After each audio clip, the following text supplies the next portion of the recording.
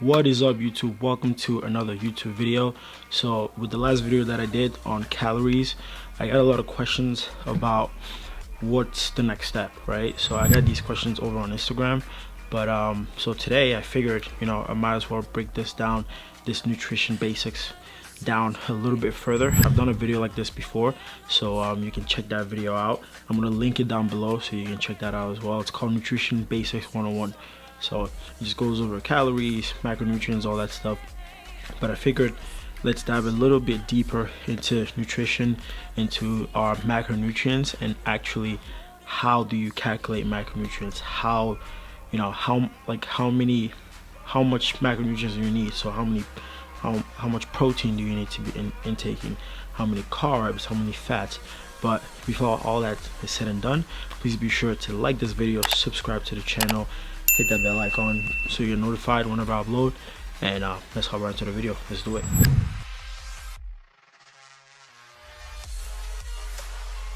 So the first part of this nutrition deep dive, well, I'll call it that, is obviously calculating your calories. So if you haven't watched that video, please go back and watch it. It's the video before this one.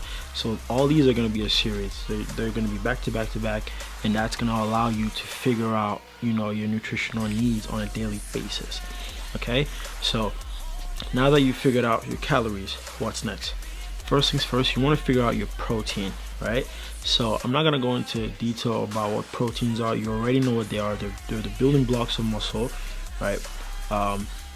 In order to acquire good proper proteins, you need to acquire the full spectrum of protein. So if you're a vegan, you ultimately want to combine your protein sources with other sources, so then that allows you to get a complete protein profile, right? Protein ultimately are going to help you build more muscle, and usually for the guideline for your protein intake is between 0.7 to 1.5 pounds of 1.5 grams per body weight, right? So if you're someone like me that works out a lot, my activity levels are quite high. I'm going to be on the higher end of those protein requirements. If maybe you're a girl that just started working out, or a guy that just started working out, you definitely want to be on the lower end in that 0.7 gram per pound of body weight, right? So once you figure that out, from there, you can start to figure out the protein sources that work for you best, right? You want to take that. So let's say I weigh 200 pounds, right? I'm going to take that 200 pounds, I'm going to multiply it times 1.5, because my requirements are based on my activity levels, right? Are based on how much more muscled I am. So if you are someone that works in an office, you just started working out, maybe you work out 3 times a week, definitely stay on the lower end. Start on the lower end, and as you progress in your fitness journey, in your training journey, you can start to add a bit more protein into your diet, right? So once you figure that out, you figured out your protein requirements for the day, break it down. My suggestion is, let's say if I'm 200 pounds and I times that by 1, I'm gonna break that down into ultimately either 4 or 5 meals. So each meal is going to give me, so if I have 4 meals, I'm gonna have 50 grams of protein per meal.